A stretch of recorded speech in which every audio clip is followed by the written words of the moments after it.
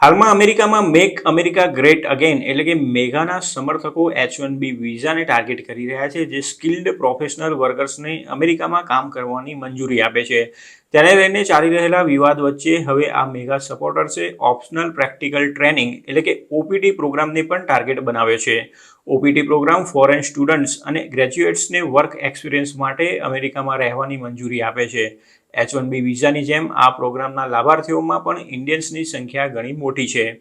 મેગાના કટ્ટર સમર્થકો હાલમાં ઇન્ડિયન્સ ઇમિગ્રન્ટ્સનો વિરોધ કરી રહ્યા છે અને તેમના પર અમેરિકનોની નોકરીઓ છીનવી લેવાનો આરોપ મૂકી રહ્યા છે. તેથી H-1B વિઝા સામે તેમણે ઉગ્ર કેમ્પેન શરૂ કર્યું છે અને હવે OPT સામે પણ આવું જ કેમ્પેન શરૂ કરવામાં આવ્યું છે. ફોરેન સ્ટુડન્ટ્સ F1 વિઝા પર અભ્યાસ માટે અમેરિકા આવે છે અને તેઓ પોતાનું પ્રથમ એકેડેમિક વર્ષ પૂર્ણ કરે ત્યારબાદ વર્ક એક્સપિરિયન્સ મેળવવા માટે તેઓ OPTમાં ભાગ લેવા માટે એલિજિબલ બને છે. STEM એટલે કે સાયન્સ, ટેકનોલોજી, એન્જિનિયરિંગ અને મેથ્સના ગ્રેજ્યુએટ્સમાં તેઓ 3 વર્ષ સુધી અમેરિકામાં રહી શકે છે.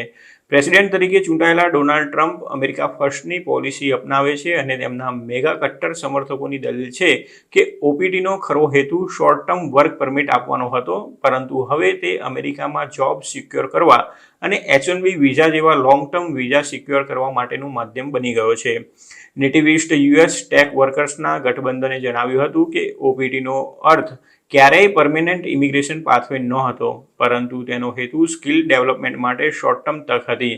એમ્પ્લોયર્સે જોયું છે કે વર્કર્સ તેમની વર્ક પરમિટ પૂરી થાય તે પહેલાં H-1B વિઝા સ્પોન્સરશિપ માટે કંઈ પણ કરવા માટે તૈયાર હોય છે. આ સૌથી મોટો ગેસ્ટ વર્કર પ્રોગ્રામ નવા અમેરિકન કોલેજ ગ્રેડ્સની નોકરીઓ ખતમ કરી રહ્યો છે. H-1B વિઝાનો સૌથી વધુ લાભાર્થીઓ ઇન્ડિયન્સ હોય છે, તેમ OPTમાં પણ ઇન્ડિયન્સની સંખ્યા ઘણી નોંધપાત્ર હોય છે. ઘણા ફોરેન સ્ટુડન્ટ્સ, ખાસ કરીને ઇન્ડિયન સ્ટુડન્ટ્સ, વર્ક એક્સપિરિયન્સ મેળવવા માટે OPT મળશે તેના આધારે અભ્યાસ માટે અમેરિકા આવતા હોય છે. ઘણા કિસ્સાઓમાં ઇન્ડિયન સ્ટુડન્ટ્સ OPT પીરિયડ દરમિયાન કે પછી તે સમાપ્ત થવા આવે તે પહેલાં જ H-1B વિઝા મેળવવાનો પ્રયાસ કરે છે, જેના કારણે તેઓ 9 વર્ષ સુધી અમેરિકામાં રહી શકે છે. આ દરમિયાન કેટલાક ગ્રીન કાર્ડ્સ મેળવવામાં સફળ રહે છે અને અંતે US સિટીઝન બની જાય છે. કોંગ્રેશનલ રિસર્ચ સર્વિસ એટલે કે CRSના રિપોર્ટ મુજબ કેલેન્ડર વર્ષ 2023માં અમેરિકામાં 1.49 મિલિયન F1 અને M1 સ્ટુડન્ટ્સ અને ગ્રેજ્યુએટ્સ હતા.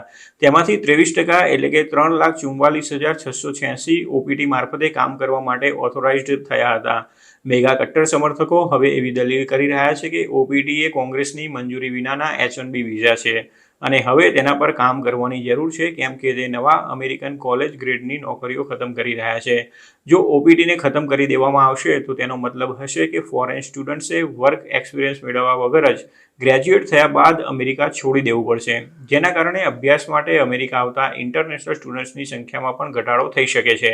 OPT પ્રોગ્રામની શરૂઆત 1947માં થઈ હતી. ત્યારે રેગ્યુલેશન્સમાં જોગવાઈ કરવામાં આવી હતી કે ફોરેન સ્ટુડન્ટ્સ જ્યાં એમ્પ્લોયમેન્ટ માટે પ્રેક્ટિકલ ટ્રેનિંગ જરૂરી હોય અથવા સ્કૂલ દ્વારા ભલામણ કરવામાં આવી હોય તેવા કિસ્સામાં કામ કરી શકે છે અને ઇમિગ્રેશન અધિકારીઓ દ્વારા તેને મંજૂર કરવામાં આવે છે.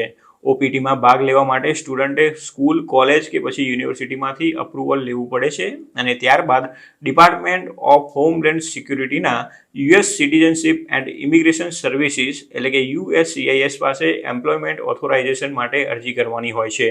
F1 અથવા તો M1 નોન ઇમિગ્રન્ટ્સમાંથી કેટલા લોકો OPTમાં ભાગ લઈ શકે છે તેના પર કોઈ મર્યાદા નથી.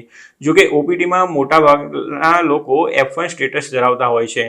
જોકે કેટલાક US પોલિસી મેકર્સ લાંબા સમયથી OPT પ્રોગ્રામને પ્રતિબંધિત કરવા અથવા તો તેને હટાવી દેવાની દલીલ કરી રહ્યા છે, જ્યારે કેટલાક લોકો દલીલ કરે છે કે OPT પ્રોગ્રામને ચાલુ રાખવો જોઈએ અથવા તેનું વિસ્તરણ કરવું જોઈએ, કારણ કે આ program educated foreign students US ઇકોનોમીમાં યોગદાન આપવા માટેની મંજૂરી આપે છે તથા ફોરેન સ્ટુડન્ટ્સને અમેરિકામાં અભ્યાસ કરવા માટે આકર્ષે છે.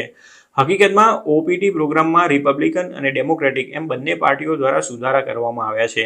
2008માં બુશ એડમિનિસ્ટ્રેશને સાયન્સ, ટેકનોલોજી, એન્જિનિયરિંગ અને મેથ્સ એટલે કે STEMમાં ડિગ્રી પૂર્ણ કરી હોય તેવા F1 સ્ટુડન્ટ્સ માટે OPTનો મેક્સિમમ પીરિયડ 12 મહિનાથી વધારીને 29 મહિનાનો કર્યો હતો, જ્યારે 2016માં ઓબામા એડમિનિસ્ટ્રેશને STEM ડિગ્રી ધરાવતા લોકો માટે તે પીરિયડ 36 મહિના સુધી લંબાવ્યો હતો. બંને એડમિનિસ્ટ્રેશન્સ ફોરેન સ્ટુડન્ટના ઇકોનોમિક, કલ્ચરલ અને એકેડેમિક યોગદાન તેમજ યુએસની ઇકોનોમિક અને ટેકનોલોજીકલ સ્પર્ધાત્મકતાને લગતી નેશનલ સિક્યુરિટીના કારણોને આગળ ધરીને આ પ્રોગ્રામમાં કરવામાં આવેલા સુધારાને યોગ્ય ઠેરવે છે. જો કે હાલમાં H-1B વિઝાનો વિરોધ કરી રહેલા મેગાના કટ્ટર સમર્થકો OPTને પણ ખતમ કરી દેવા માટે કેમ્પેન કરી રહ્યા છે, જેના કારણે ઇન્ટરનેશનલ સ્ટુડન્ટ્સ અને ખાસ કરીને ઇન્ડિયન સ્ટુડન્ટ્સને તો અસર થશે જ, પરંતુ તેનાથી અભ્યાસ માટે આવનારા ઇન્ટરનેશનલ સ્ટુડન્ટ્સની સંખ્યા પણ ઘટી શકે છે અને તેનાથી અમેરિકન કોલેજોને પણ આર્થિક રીતે નુકસાન થઈ શકે છે.